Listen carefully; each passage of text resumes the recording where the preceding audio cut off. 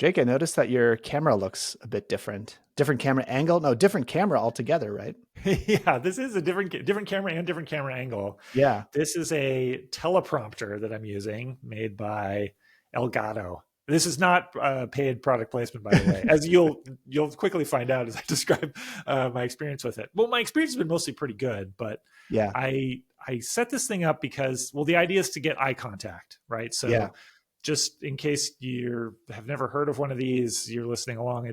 It's a little screen, like a little, I don't know, 10-inch, 8-inch screen or something, and that screen is pointing up at the ceiling. I've got it Mm. on kind of a microphone arm. Hmm. Elgato also makes these great microphone arms that I use, and Elgato makes the Stream Deck. So just unpaid product placement plugs for Elgato. Like that stuff is all terrific. The teleprompter it's a screen that points up, and then there's a little like one-way mirror kind of at an Sure. angle, so I Okay. can see the screen reflected on that. And then behind the one-way mirror is the camera.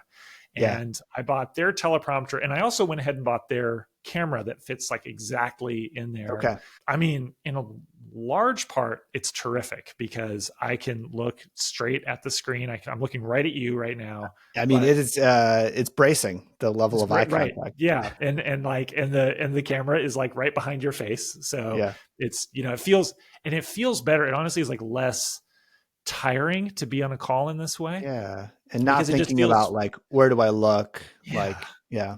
Because I know that eye contact it's a distractor. It's a weird thing when you don't quite have eye contact Yeah. on a Yeah. call. I'm conscious of it when I'm on a call that I look at the camera as much as I can, then I'm not looking at the person.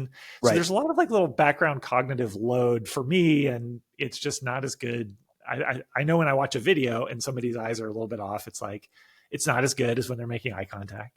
So that part's all good. The thing that's not so great here, number one, I wish the screen was a bit bigger. So as I'm Mm-hmm. dragging windows over, this is connected to my Mac and I've got my Yeah. display to the side of it. I drag a window over here and it's tiny and I have to like size it down. And Yeah. if we're on a call as we were when we were teaching the workshop recently and we've got like a bunch of people on the call, yeah, everybody's face is just like 3 pixels, on this screen. So Yeah. I'm going to investigate. I think there might be a larger teleprompter. This one was pretty inexpensive, so it was a good starter set. And then the other thing is the camera quality. I Mm. think it feels a little bit more webcammy. Yeah. So that's something you can upgrade with this one. I can fit in like a proper camera with a lens, but Yep. when they showed the feed of like video supposedly from this camera on the website, it looked a lot better than I've been able to achieve IRL here. So I'm missing the Opal camera, which I Yeah. couldn't really That's your make normal fit in. camera. Yeah, Yeah. I couldn't fit that one in a good way. So yeah, it's been a fun little experiment. Yeah.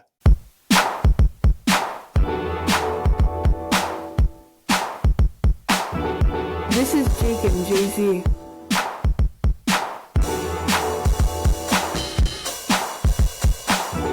This is Jake and Jay-Z. Two questions I have for you. One is, have you seen that camera? I can't remember the name of it, but it's like a little camera that like drops down in front of your screen and it like, Oh yeah. Yeah. Well, Michael Margolis, our friend and yeah. former colleague, Yeah. Michael Margolis he sent me a note actually. Yeah. I think I actually failed to send it on to you, but he was like, "Hey, I love the podcast. Have you guys ever considered using one of these?" Because He's like, your eye contact game is like a little off. But and that email from him was, and I don't think I've written it back yet either. I got the flu. I missed some podcast here. I'm way behind on email. So everyone, I apologize. I'm always behind on email, but even worse than normal now. but rather than like write back to him like a normal human with like social skills, I was just like, oh, I'm going to use the teleprompter that I bought and never like properly set up. So, yep. So but yeah, I have seen it. So can you describe it? It looked like it just drops down. Yeah. I think it sits on top of your like monitor, and then there's like a tiny camera, like let's say it's half an inch cube, and it's on like a little stick, and it like swings down so that you can use your big screen, right? You don't have that problem of like the tiny screen. You don't have to deal with like the mirrors and stuff like that, but the camera can sit right in front of like whatever you want to be looking at on your screen so that you get, the best of both worlds. But I don't know how high quality that camera is. If it's tiny and it's on a stick, like great. How good could it be? Yeah. If it was bigger, it would just obscure what's on the screen. So You get like a DSLR, just like boom. Yeah, right. You're like, well, let me look. I can't see you. Yeah, I haven't tried it, but I have seen it on the internet. So I'm just curious if you had a perspective on that. Yeah, I mean, this seems like a thing that there's going to be a great solution for at some point, Right. and we're kind of like in the hack solution stage. Right. Yeah, I felt like with that one, I was skeptical of the camera quality because of the size, and I also just felt like the little, like the stick would sort of just drive me nuts in some way. So but Michael's really good at anything involving you're having a conversation with somebody. How do you make it go as well as possible? So if he says something's good, like it's good. Like, so that's why here we are talking about this, because that spurred me. And he's probably right about the little stick dealy. Have you ever seen the movie Baby Mama? I have not. Starring Tina Fey and Amy Poehler. No.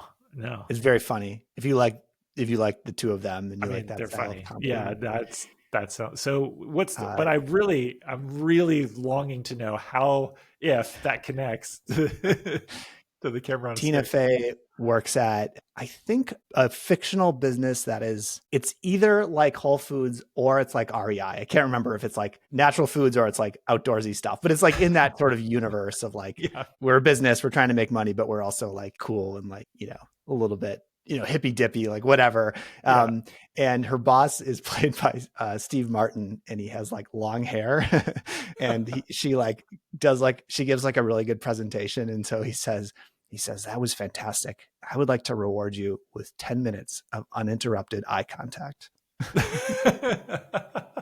It's worth watching. The other question is about your thoughts on what I think of as like workshop camera, which is like, you've probably seen this or been on like events where like, it's like this, it's like, it's not meant to be like you're basically trying to say like, I'm not even going to try to do eye contact. Right. I'm going to I'm working over here. I'm like doing stuff. And you're sort of like, you are in the room with me. You're observing me do work and talk, but we're not trying to like pretend that we're having a face-to-face conversation. Well, my thought here is that if I could dial in the teleprompter, that the coolest thing would be to have the teleprompter next to the display, and I'm doing one of two things. I'm talking to you and I'm looking at you, or I'm doing what you just described. Now I'm doing something. And I'm doing something. So when you're looking at the big screen, you're doing stuff. Yeah. Big screen doing something, small screen talking to you, as if you were here, as if the teleprompter is like the person's head or like the people's heads who are in the meeting. Yeah. And if I went to do something on my laptop and we were in a room together or whatever, of course I wouldn't be making eye contact with you then. I'd be typing away and you wouldn't mind, and I could still be talking to you. And then, I think that's quite nice. In fact, when we did the workshop recently, I was playing with, kind of unsuccessfully, but I had set up my Opal camera on like the far side of different cameras. Yeah. And I tried to do like, even give a sense of like, this camera is pointing and you can see the other side of the room. And then, so I think it's kind of fun, but what I don't like is the entire call, the person's looking way away, looking somewhere else. They're doing something like, it's just, and it's not even like I have like a principle about that. It's just that something in like my lizard brain is like I don't know what's going on. And I'm burning more cycles trying to, God, I heard a crazy thing recently. My younger son is reading the book, The Body by Bill Bryson. Usually when I talk about the book, The Body, I'm talking about the one by Stephen King. That's where I thought this was going. Yeah. So the thing that came out, there's just like, Bill Bryson's always full of like amazing facts, interesting research, great storyteller. And the crazy thing recently was like what you're seeing, what I'm seeing like right now is actually a time delay of a fraction of a second from what's happening. So there's a fraction of a second difference because it takes a while for our brain to process the light that hits the eye. Wow. And to keep things current so that there's not a lag in what we see, the brain is predicting what it would see in like this frame. which is Man. crazy. If that's true, and I Yeah. don't have no reason to think that's not true, but that's bananas. Wow. But suppose that's It's basically going on, like a right? GPT that's like predicting like this Yeah. is probably like based on our training data, this is probably what's going to come next. Probably what would happen next. And Yeah. it's sort of like I was thinking about, I'm like, God, I guess that sort of makes sense. Like we all know already about the blind spot, right? And it's like there's Yep. a Yep. blind spot and you can kind of do some things to trick yourself so you see it. But most of the time your brain is filling in the blind Yeah. spot where where the nerve connects the eye, and so you really can't Yeah. see there. And so the Yep. brain just sort of is like using the Photoshop, The magic viewing fill or brush and whatever just it's being called. like, I think this is Yeah. kind of what that would look like. The clone tool. But apparently that's happening on the entire field of vision on the current frame all the time. And I guess what must happen is if it drops a frame, if something unpredictable happens, the frame rate is so high that Yeah. it just corrects and Yeah. you don't quite catch it. But maybe sometimes you're like, sometimes maybe something's like, oh, did I see something or something weird? Like maybe it's just, Yeah. yeah. But anyway, That the probably wild explains part- a lot of ghost sightings. Sure. Yeah. Yeah. I mean, it could be all kinds of things. Although maybe that frame rate is so small that you can't even parse it, and it only Right. makes sense as like a fluid thing. Anyway, with that in mind, that the brain is doing all that work, Yeah. just imagine how much work the brain is doing in a conversation, Yeah. because we also spend a lot of mental power assessing how's this going. What's Yeah. the social vibe? We're so tuned into faces. We're so tuned Yep. into voices and all of the social stuff that kind of makes us able to be animals who live in groups together and Yeah. cooperate and, have jobs and stuff like, right? Like, so when something's a little bit weird, you just have to think like, well, Yeah. no wonder it feels weird, because the brain Yeah. has to work so hard to create this illusion of, smoothness. Yeah. And so when stuff is in Zoom, stuff's going to be weird, and like your Yeah. brain's going to be taxing. It all sort of makes sense to me. So No anyway, wonder Zoom hopefully- calls are so exhausting. Well, no wonder. No Yeah. wonder they are, right? The audio gets a little off and you're like, your brain's working to adjust it. The video's a little off. The eye contact isn't there. So your brain's like, are we okay? Are we like on the same page? It's doing all this work. The person's like this big, they're flat. It's like, what am I looking at over there? yeah. So I will say the teleprompter feels better. Like it does feel better, even though it's super weird. So I'm going to keep trying to dial it in and get it better. And Awesome. maybe next season we'll have an update on the teleprompter. Great segue, because believe it or not, this was not supposed to be an episode about cameras, but I guess we couldn't help ourselves. This was just meant to be a quick announcement episode, a mini episode to say that this is the end of season 1. We thank you for listening and for watching, and hopefully you found some useful stuff somewhere in this podcast. We're going to take a little bit of a break. We're going to focus on launching Click. We've announced it already, but we're going to focus on getting it out into the world officially. It'll be available in April. And we've got some other cool projects that we're working on in the next couple of months, and we'll be back. We have a bunch of ideas for things that we can try. And if you have any ideas for topics or formats or just things you'd like to see us do or share, let us know.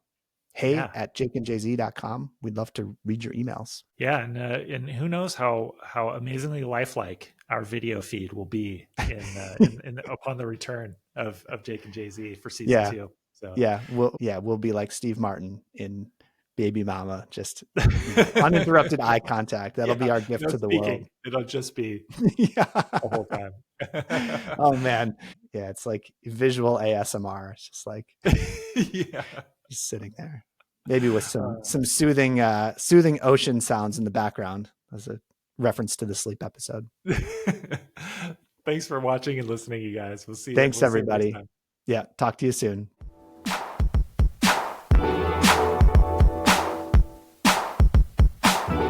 This is Jake and Jay-Z.